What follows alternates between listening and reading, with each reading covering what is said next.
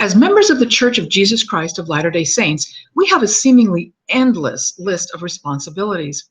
We have responsibilities to our spouses or our significant others, our children, our friends, our employers, and not the least of which is the Lord. We must also be responsible citizens. Where does it end? The 12th article of faith says, we believe in being subject to kings, presidents, rulers, magistrates, in obeying, honoring, and sustaining the law. Today, I would like to address the right we have to protect ourselves. This right is guaranteed by the Second Amendment to the United States Constitution. It is the right to bear arms. From a book published by Barnes & Noble titled The Constitution of the United States of America and Selected Writings by the Founding Fathers, it reads, a well-regulated militia being necessary to the security of the free state, the right of the people to keep and bear arms shall not be infringed. Actively protecting self and family is becoming more and more a necessity and a topic that must be discussed openly. Most of us remember where we were the day we heard of a place called Columbine, Colorado, or Sandy Hook Elementary School in Newtown, Connecticut. There have been headlines in cities such as Charleston, Houston, Atlanta, and Los Angeles. All these incidents include shooters causing widespread panic, injury, and death. Where do you stand on this issue? Here are some things to think about. With the aforementioned incidents and others like it making near daily headlines, discussion by national leaders just how to correct the problem. Some are in favor of limiting the general population's access to weapons and ammunition. Others are in favor of broadening that access. Opponents say the right to bear arms only applies to law enforcement and the military. Still more think that the solution is to take away guns from citizens entirely. Now, that's all fine and good, but how do they plan on taking away the guns from the criminals illegally getting in crimes? Chicago is the city with the distinction of having the most gun-related crimes. Ironically, it is also a city with the strictest gun control laws. I'm not convinced that criminals committing these crimes are concerned about the legalities of gun ownership. Taking guns away from those legally entitled to have them does not solve the problem. I'm in favor of upholding and obeying the laws of our land.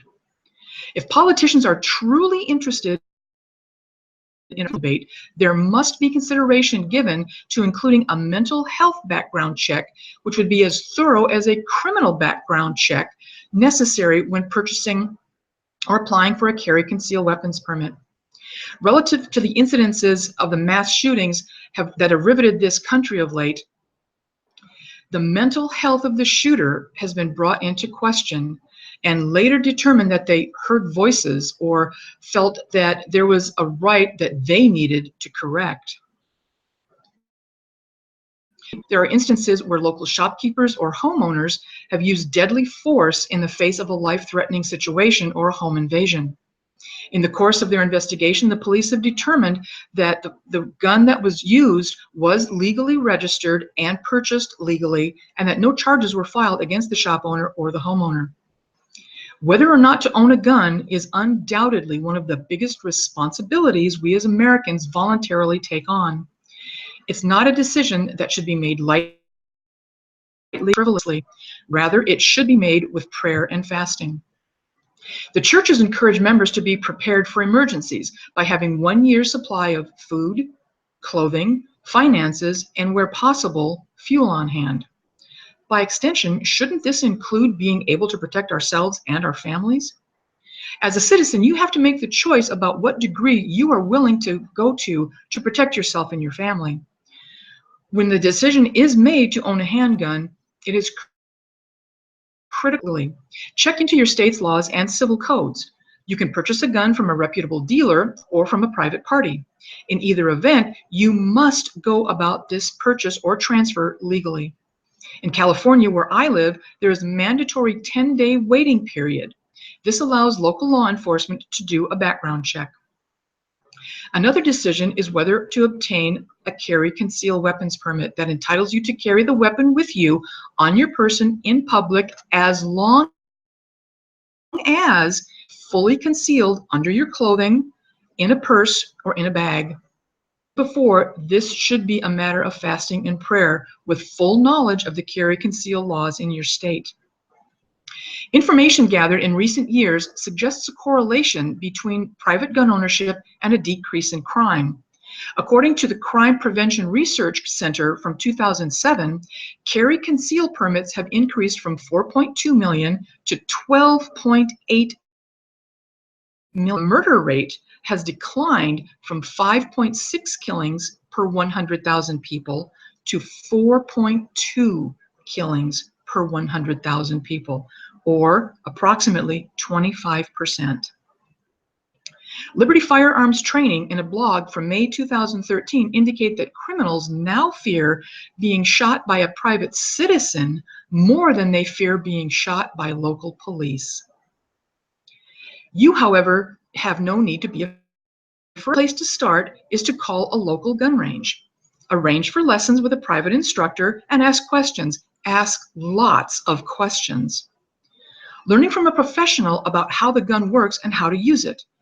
Just having it will not protect you. Knowing how to use it will. I was afraid of guns all my life, but I confronted and overcame that fear. As a result, I now feel empowered as a result of the journey I personally took. The response time from the police department in an emergency is 10 minutes.